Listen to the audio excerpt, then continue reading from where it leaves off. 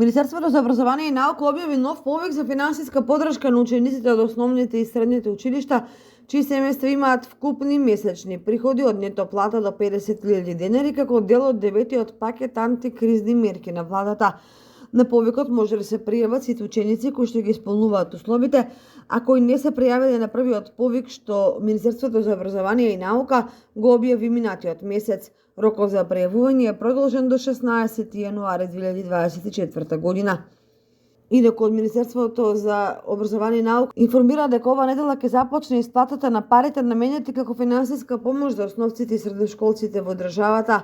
Сите оние родители и старатели кои што ги имаат доставени документите и ги исполнуваат условите за остварување на правото, во наредните неколку дена ќе ги добијат парите на своите трансакциски сметки.